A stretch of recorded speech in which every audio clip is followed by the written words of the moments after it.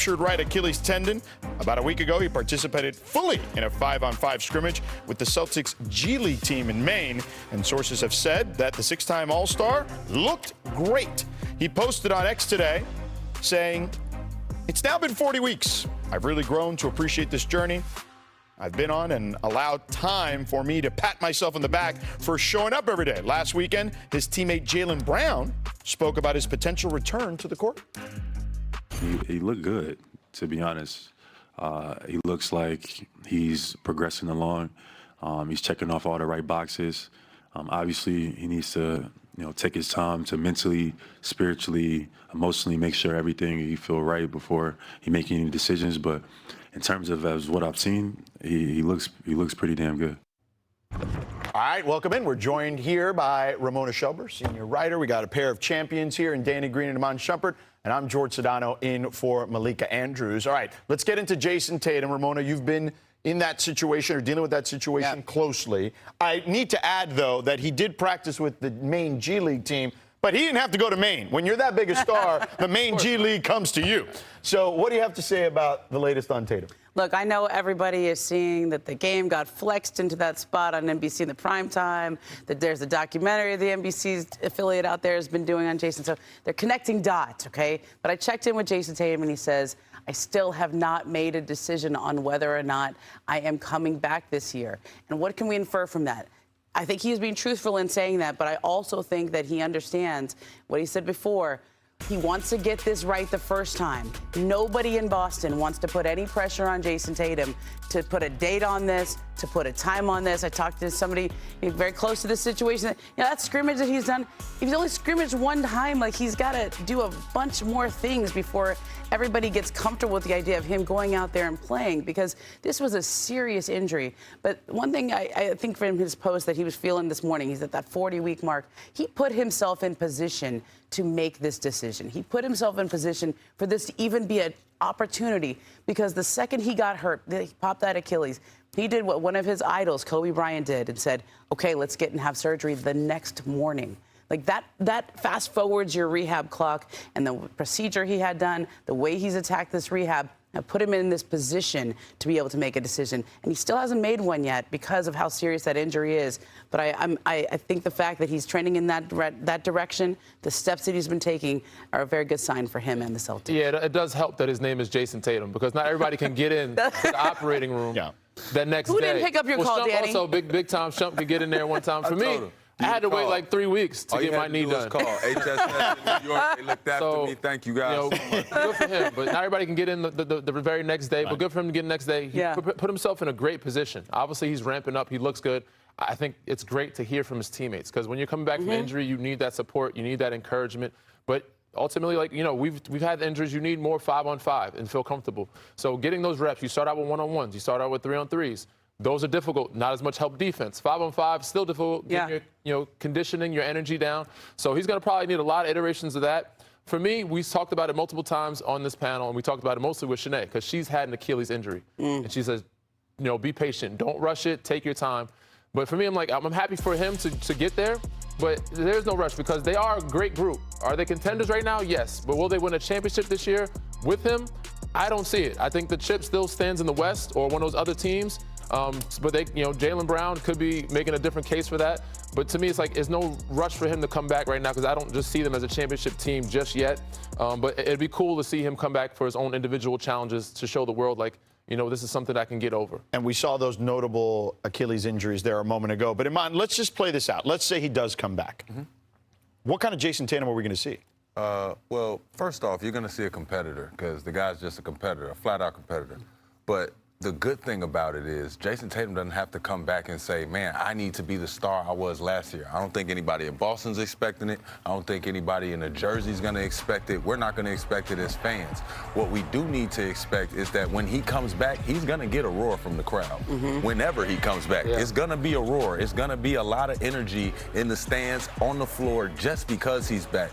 Working out alongside your teammates, all of that goes within a package to say, hey, guys, when we roll out here for the play, playoffs, we're together. And now they can turn to their left, turn to their right, trust the guys around them and say, we all stepped up. You can look at Jaylen Brown and say, hey, man, you're ready just in case we're going to make a late push in the playoffs. So I would get excited for them, but knowing that Jason Tatum does not have to be an MVP. He just has to be an efficient shooter, knock down shots, go out there and play the offense. And have presence. His aura alone. Aura. That would changes the dynamics on the floor. There's no doubt. Ramona, last Well, word. I mean, I think the big thing with Jason is really just that, that rehab from that Achilles, I don't know if you guys have ever been through that, is mind-numbing. Like, when I saw him, he was out here in January, I think it was, and he just said it's just every day is just the same thing over and over and over. And so for him to take that moment this morning to say, I'm proud of myself for showing up, because that is repetitive, that is difficult. And I think the way this goes, everyone talks says there's no date here. There's no timeline. There's not even a date. There's just going to be how he feels. And so, and nobody wants to put pressure on him. So I think the way this goes is when he starts to feel ready, when he starts to get close, we'll just wake up one day. Yeah. And he'll say it's the day. Oh, it's time It's to not play. going to be a countdown. Yeah. Yeah. Well, we'll see how it all unfolds. Let's take a look at who the Celtics are competing against in that Eastern Conference. According to DraftKings Sportsbook, the Cavs were the favorites to win the East, closely followed by the Knicks and Pistons, all ahead of Boston. Danny, who do you think the team to beat is in the East? I know Detroit is number one right now, and they overtook the Thunder right now for number one team in the league. But I would say the New York Knicks. The expectations they've had before coming into the season and even to now and how they've been playing. They won the Cup game. They had a little phase where they were kind of out of it, but they're balling. They're back to what they need to be doing, what they should be doing. And the reason why they hadn't traded for Giannis because they believe in the group that they have. And they have to show and prove this year. They have to win this year. So I'm going to say the New York Knicks. Yeah, I'm going to roll with you, Danny. New York Knicks, they are the team to beat in the East, and that is no disrespect to Detroit and what those boys are doing over there. It's just Detroit has one of those teams that it's like during the season, I understand them stacking up wins. When you have to lock in, hone in, and get 4 wins on the team, it's hard to beat a team 4 times, and I think that the Knicks are more cut for that. There would be people who said Detroit did win that series, could have won that series last. Yeah. There were some calls in that series. Well, there was the one controversial Hardaway shot. Okay. Listen, we got to. But did not. Yeah. We got to put some respect on the Pistons' name. Yeah, man. I'm with you. They passed up the Thunder for the best record in the league. And I understand the pressure that's on New York and all the hype and everything. But look at that record. No, they're 40 and 13. very good. Kate Cunningham. It's one of those situations you're not going to believe in them until they show it. Do you trust their shooting? The experience. They did it. They need more seasonings. OKC, we had to believe in their experience before they had to do it. So Detroit has to show me that they can do it in the playoffs. If they can do it in the playoffs, of course, then we'll believe. But to me, I think New York has the experience. They have the veterans, so that's why I'm not. But I definitely respect Detroit. Cade has been an ultimate. He's been crazy all year. Clutch player of the year for me. And, he's going to take this team to new levels, but they have to show it in the playoffs. Shump, you're a former Cav. What about the Cavs? I like the Cavs. I like the Cavs. I'm always going to have fun watching the Cavs, but I can't turn away from what I've seen with James Harden in late playoff situations. It's no knock to him. It's just what we expect from him. James Harden is a very, very capable guy, and I want to see him go out swinging. If you're going to go down in the playoffs, go 0 for 30 if you got to go. Yeah. But I don't like to see an unaggressive James Harden, and I've seen it too many times in the playoffs. I know Donovan Mitchell is going to be there to help him along, but I just don't want to see anybody get the big eyes, and then we're surprised. Yeah. Now, listen, I'll say this before we go. Everyone thought the East was not going to be very good this year. It's going to be pretty fun down the stretch. For sure. We'll keep an eye on that. Coming up, what will the vibes be like in Milwaukee when Giannis returns? And what's this summer look like in Milwaukee? Our panel busts out their crystal balls.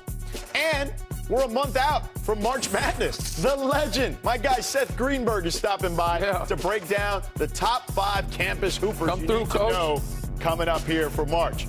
All right, and last thing here, you've heard about Air Jordan, but what about Rare Jordan? Our producers dug deep into the archives to find some high-flying highlights you've never seen before. In 12, Duke wins 101-64. Can't get no Syracuse highlights?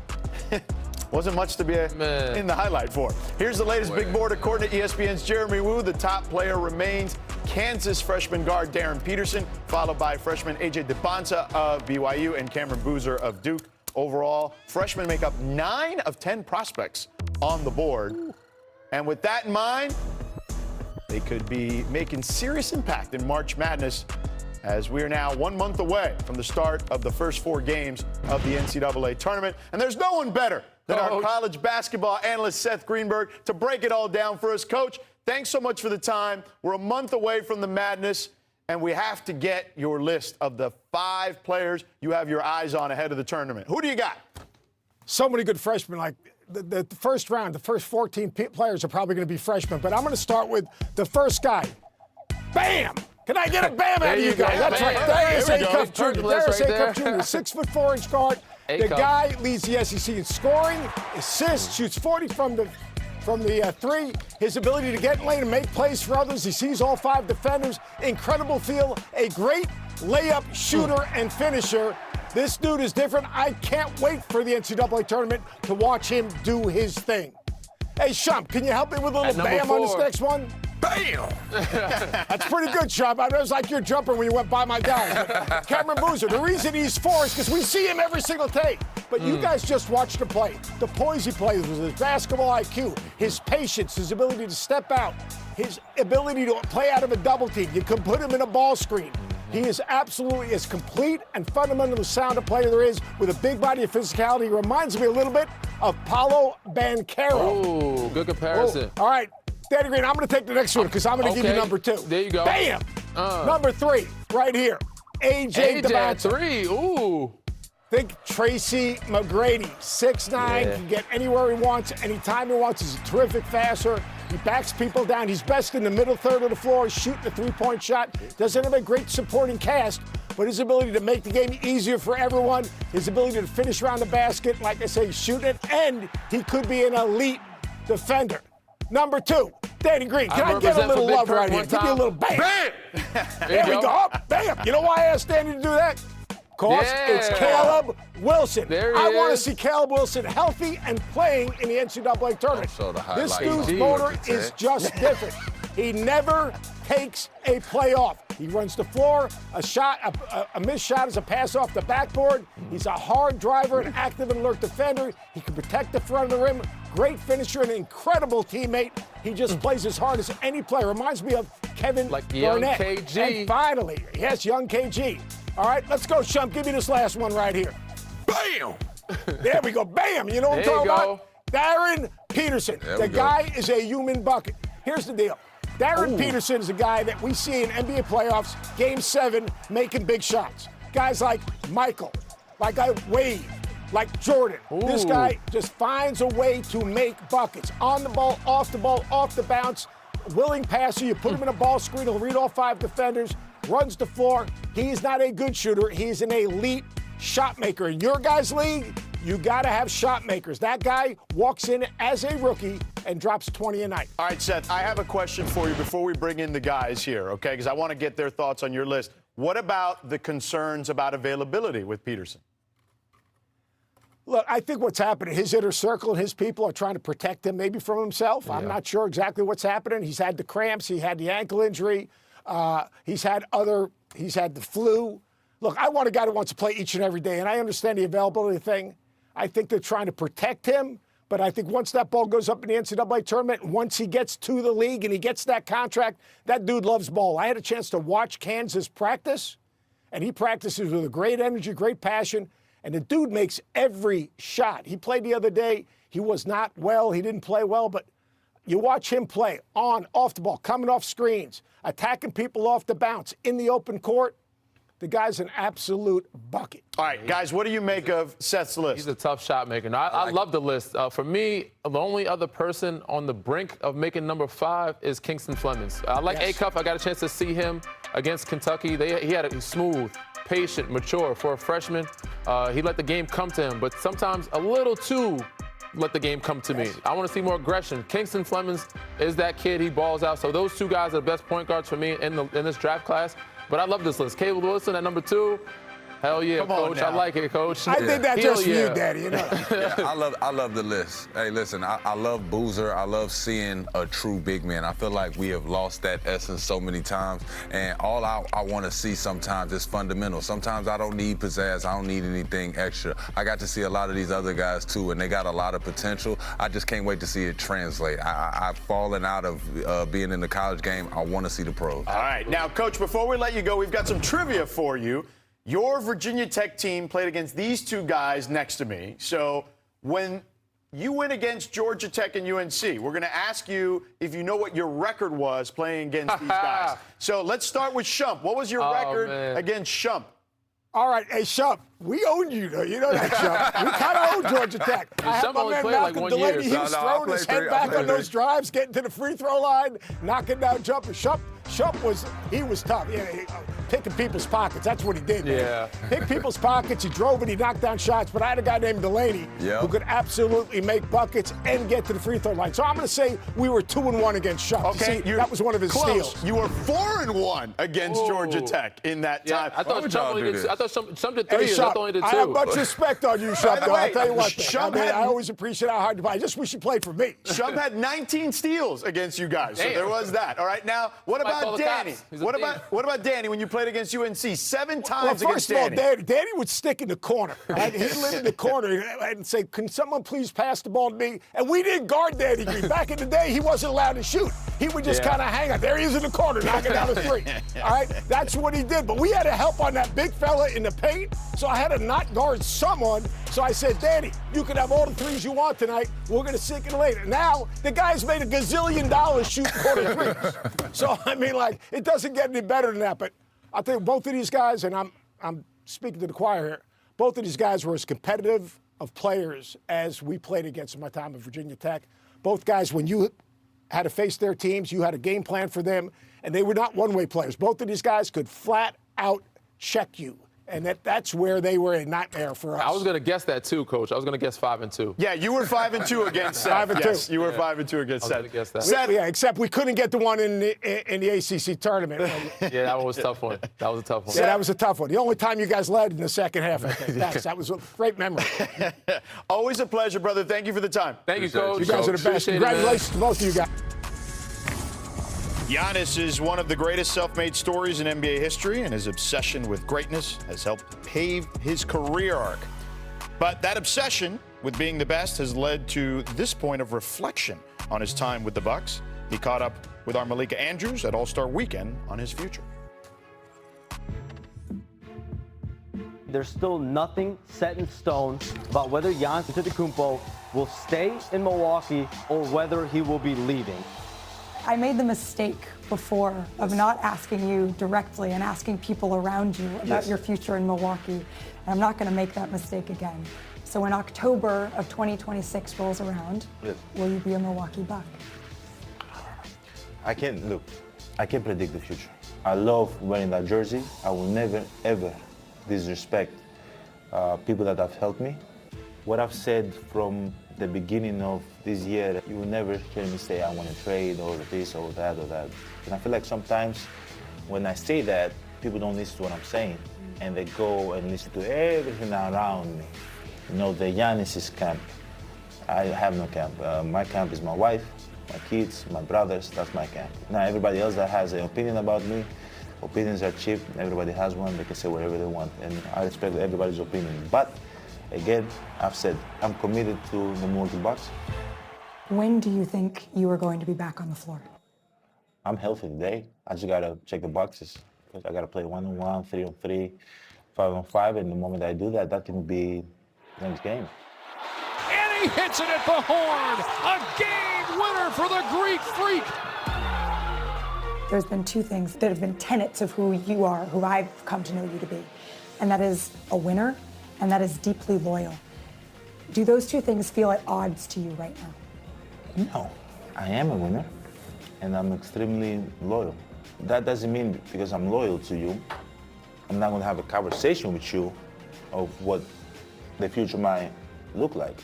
I'm loyal, and I've showed that. I think my character and the way I carry myself, I've showed that for 13 years. I don't think anybody can say, that I'm not. But the only thing that I feel sometimes, and I'll just get vulnerable for a second here, is that as a kid, growing up, you dream like, oh, what if I play for the Knicks, Madison Square Garden? What if I get drafted by the Lakers and I'm teammates with Kobe? What if I go and play for the Cavs and LeBron?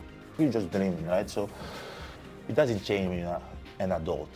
If there will ever be a scenario that of me not being a Milwaukee Buck no more, I don't want anybody to ever think like, hey man, I quit on my team, because this is my team and I love it.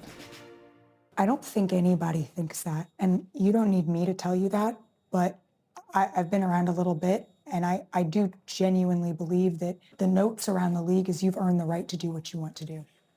Yeah, but I don't carry myself that way. I really don't. I think the moment you realize that you got to carry yourself, feel like nobody deserves you nothing. Like people say, I deserve to do that, I deserve to do that, or I deserve to treat people a certain way because you're an NBA player. No, you deserve to go and say you want to leave because you won a championship. No, I don't want to live my life like that. The Milwaukee Bucks are NBA champions once again. After you won a championship. Ooh, good moments. Take me back. Take me back, Well, baby. you said to me, we might never win another one. It's fine. I'd rather do it this way, win one this way, than go anywhere else and win 2 or 3. How do you reflect on that now? I want to win another one, man. I want to win another. I was just, was it after the champagne? At that time, I didn't know what I was saying. Yeah. I'm joking.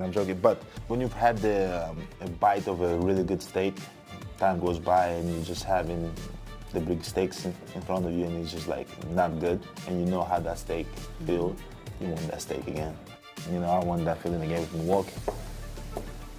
But that's when you got to come to the realization that what if that feeling is, I won't feel it again and stay in Milwaukee, and are you okay with that?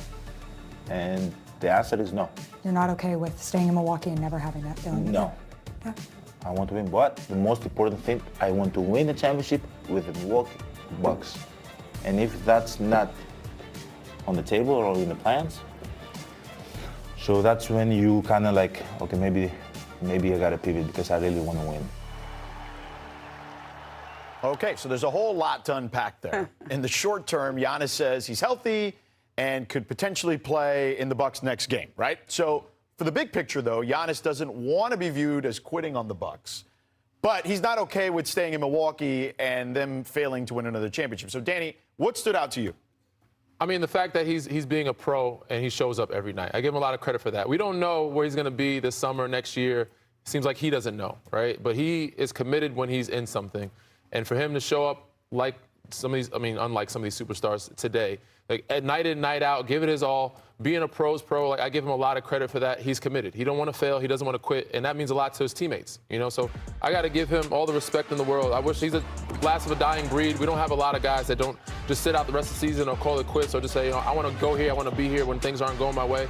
Giannis is going to make a push. He's going to find the good in anything that he does, right? So he's going to see if they can make a play in or be an 8 seed and try to upset that #1 seed Detroit team. So that's just who he is. So I respect it. I give him a lot of flowers, you know, and he's the guy that's, you know, that came up on the post-game presser and said, just because you don't win a championship does not mean it's not a successful season.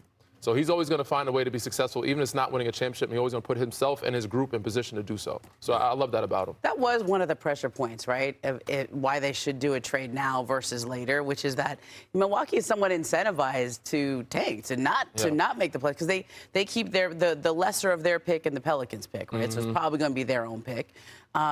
And the worse they are, the better pick they have. And Giannis is the guy who says, I'm going to play. I mean, when I talked to him over All-Star Weekend, he said, I feel like I'm 100%. I just need to go through, and I've had multiple calf injuries. But he's not going to sit out. Like, he's not going to sit down and let them lose and fall and have a better draft pick. He's going to play. Yeah. And I think both things can be true. Right? Like, he can want to win a championship and prefer that it is in Milwaukee, but also want to win a championship more than just staying in Milwaukee and holding. But that's not a mixed message to you? I don't think that's mixed. I think it's very clear. Yeah. I think he wants to stay in Milwaukee. I think he loves it there, and he would love if the team around him was good enough to win a championship. Yeah. And if push comes to shove and he has to make a choice to say, if I can't win here, I could go someplace else. He says, maybe you heard him say it at the time. Maybe there's a time when we pivot. Okay, that was him saying that. But I think that was both things can be true.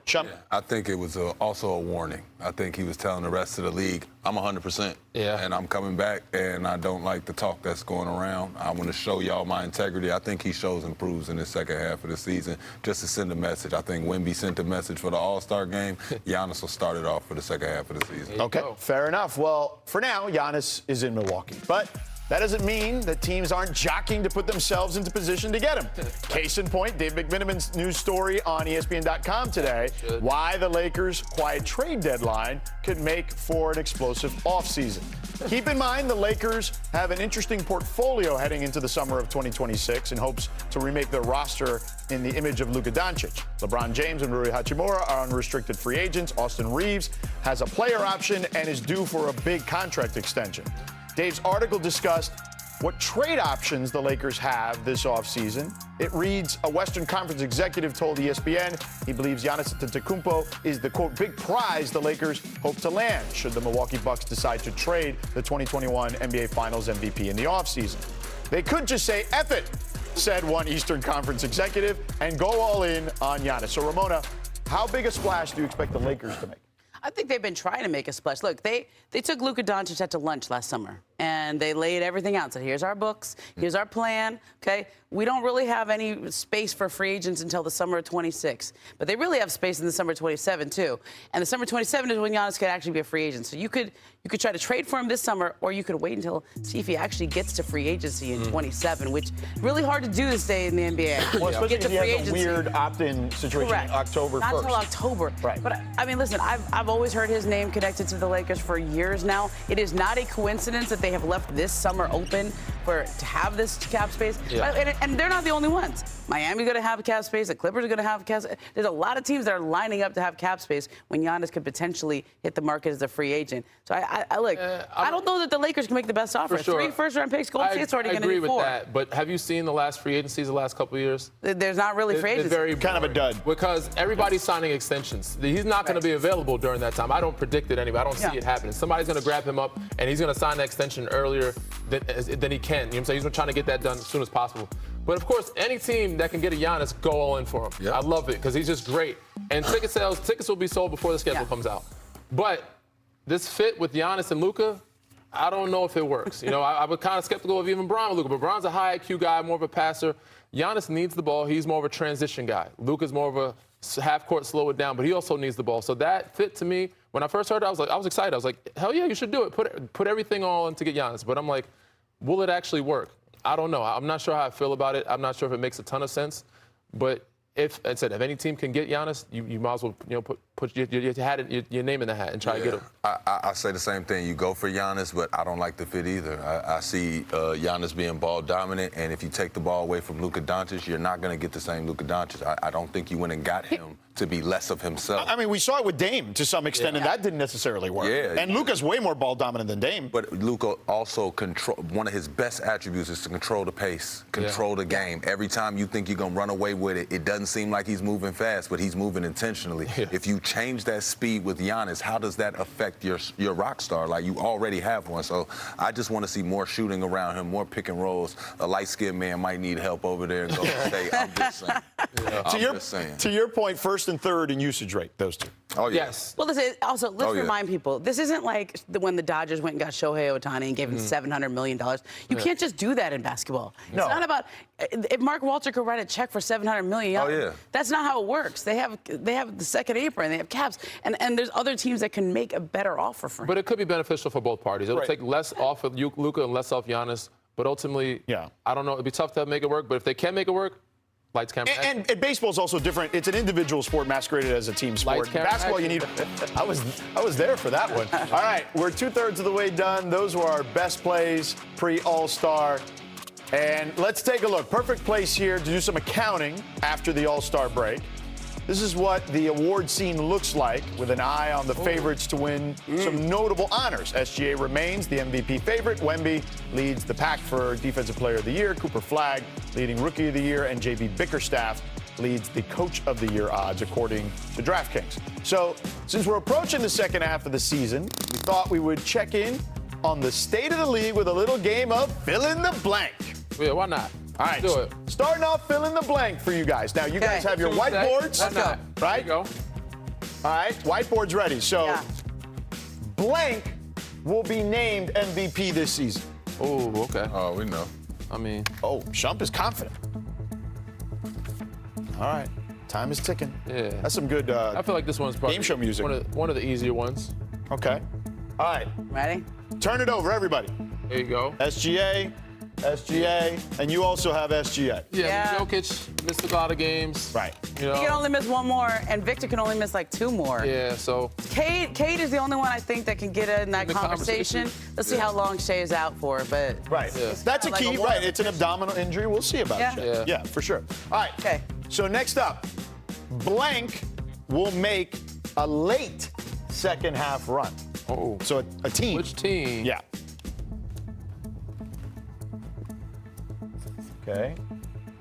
I see Momo. I see Shump.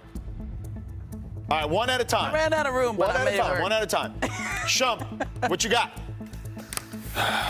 Golden State. Do you know the light-skinned man? All I'm saying is we have looked past him before. He's already ruined my chances. I should have multiple rings. He ruined it. Yeah. You know what I'm saying? The guy, I don't know how he does it. He is Spider-Man holding the 2 trains together. I don't know how he does it, but sometimes the Golden State These Warriors Porzingis coming will in. just surprise you. That's enough. If they surprise us this year, I ain't surprised. I'm never That's surprised. all we All got. right, Danny's going with the Sixers. I'm going to go with Philly. I think they have a little chip in their shoulder, mostly Joel Embiid. Yeah. He's played enough games this year, I think, to probably sneak in that All-Star game. They didn't give him. They didn't sneak into the All-Star game. Yeah, so he didn't sneak in. I think he's been hooping. I think there was a stretch. He's having 33, 52% from the field, 52% from 3, and he's playing 30-plus minutes. Which is the most impressive thing. Him coming back from his All-Star break, a little bit refreshed, and keep hooping like that and balling, they could be the dark horse in the East for me. All right, Momo. I'm going to go with Cleveland. This is for you. I like I that. kind of ran out of room, but you can still see the land. Look, they got James Harden, and it's hard to incorporate a guy who is the system into an existing system. But they've had so many injuries this year. They have guys in and out. James Harden going to make everyone better. And what's the one thing we always say about Harden in the playoffs? He runs out of gas. He's not going to run out of gas playing next to Spider. I mean, he's going to help Donovan. Donovan's going to help him. Yeah. Evan Mobley's just going to be dunking on everybody. Jared Allen. Oh my gosh. You got a plate full. Thanksgiving meals. I mean, I think that's going to be fun out there, Cleveland. Late season run for me. We've already had an early season run by the Spurs. Okay. I think Wemby and those guys are ready. We're going to see. So we'll see. Sure. And speaking of which, 32 years ago today, David Robinson dropped the last quadruple-double in NBA history. On the Pistons pregame broadcast, their number one key to winning was, quote, mortalize the mortal. Well, Robinson dropped 34 points, 10 boards, 10 dimes, and 10 blocks in a win. My name is becoming Avery just Johnson. the 4th player to achieve that feat. I just passed the ball to the Admiral. At the top, brought to you by Intuit Credit Karma, Jordan's best moments ever. In honor of turning 63, we start with his NBA playoff record, 63 points. Come here, Larry. Against Boston in the 86 playoffs. Scoring 63 on the 63. Oh, it's 63, so yeah, why not highlight? Give me that. 63 points. Next, top rare Jordan, some plays that maybe you haven't even seen. In 1988, he makes a shot from behind the backboard. Ooh. That's my horse shot, you know. Did it count? Yeah, that counts. Of course. Okay. Yeah, it works. 97, We ain't gonna play exhibition. he hangs and lays it up over Brett Barry. Oh, my God. Yeah. Man, his hang time was unreal. Poor Brett Barry. Come on. That's a slam dunk champ right He had there. a chance of getting that And one. then He the had judge? Wizards had an ankle breaker. Ooh. Look at that. We don't see many Wizards highlights. Yeah, what is his highlight? Who was that? Is that? That wasn't D Wade. Don't do that. No. Don't do that. That was the year before. That was LaFonso Ellis. Top jelly Jordan in 85. He goes up and under against Portland. Yeah. Oh. That ain't the one. The one Finesse. against Jersey is that one, boy. Oh, switch Finesse. hand. No, same hand. Oh. What a jersey. Yeah, there. Iconic reverse against the Nets now. Wah. I gotta get all y'all. I need the whole squad to get involved. Ha. I need a foul hit. Yeah, somebody hit him hard. Crazy, dog. Look at Derek Coleman Pistons down started there. doing that. And 93 And goes why y'all fouling me? I baseline still against the get it. Bucks. Ooh, little Dr. J. Gosh. Man, too smooth. Top Air Jordan. Rookie MJ with the insane cradle dunk Rock against the the cradle. Bucks. And yes, he did that in the dunk contest. Rock the hey. The tree. That was 84. Now to Off the 92. free throw. Give me that. Off the free throw. Yep. I need that. Box out. Real quick. Nope. I just need it right quick. Right Box quick. out. If y'all Yeah. not playing Oh, something. you better see that in film. And then 88 on the Hornets. Watch your head. Angry dunk. Was that Kurt Rambis right there? Yeah. Glasses? No, with the glasses. Oh, it might have been. All right, MJ was a 3-time All-Star MVP. Yeah. Anthony Edwards took center stage on Sunday, winning the award for the first time, all while reminding everyone that the search for the league's next face of the league is very much on. And spoke with Malika on that very topic. Let's take a listen. You had said, why do I need to be the face of the league? Y'all have Victor Wembanyama, but we see a world versus USA format here. Why not have a world and USA face of the league? I'm cool with that.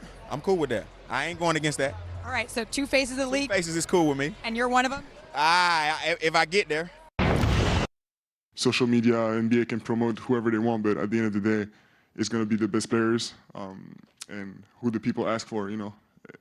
It's never, like being the face of the league is not something, it's something that can be manufactured, but only to some extent. And like it's only going to be the best players, so this is what it's all about. All right, so everybody's got an opinion on what the next face of the league is supposed to be or who it's supposed to be. So let's get right into it, okay? We're going to break this down into a couple of different categories. Okay. Danny, we'll start with you. Yes, and I'd like to apologize to my guy, Mon Shumpert, yesterday. For further ado, my take yesterday was incorrect. And I'm going to say championship pedigree. There we go. And yesterday I kind of argued with Shumpert. I was like, I think you can do it without a champion. No, you need a championship or get to the finals multiple times and prove that you're a proven winner to be the face of the league. So championship pedigree, I think, is the most important thing on this list. But there's a bunch of others, too. But championship pedigree, you have to be a champion. No doubt. All right, so mine is going to be marketable. Okay. And by the way, I'm wearing Ant shoes right here. There you go. Okay? But marketable. Here's the deal. You got to be in commercials. Ant's got plenty of those, right? Yeah. Sprite commercials or whatever, the shoes, whatever. But here's the thing about marketable, okay? Your grandma needs to know who that is, okay? Your grandma knew who Kobe was, knew who Michael was, knows who LeBron was, Magic, Bird. Your grandma needs to know. That, to me, is the true test of marketable. Yeah, for sure. All right, Ramona, what do you got? Right. Momo, what you got? I'm going to come with responsible. There you go. You have to want that responsibility. Need that today. Somebody's going to say, you could be the face of the league, or you could be the face of the league. And other people go, I don't know, it has to come. No, you have to say, I want to be the face of the league. Because we've had a few guys in the last couple of years that we tried to anoint, but they did not want that crown. And so I think Victor Wembanyama the other day was asked about it, and he did not duck. Got to show that responsibility on and off the court, right? And finally, I'm with you. Finally, man. Take us home, Be the face of the league. You got to beat the man. Come on, man. Right now, there is a man that wear about 8 braids straight back. He sag his pants sometimes. His basketball shoe turns into an off-court shoe.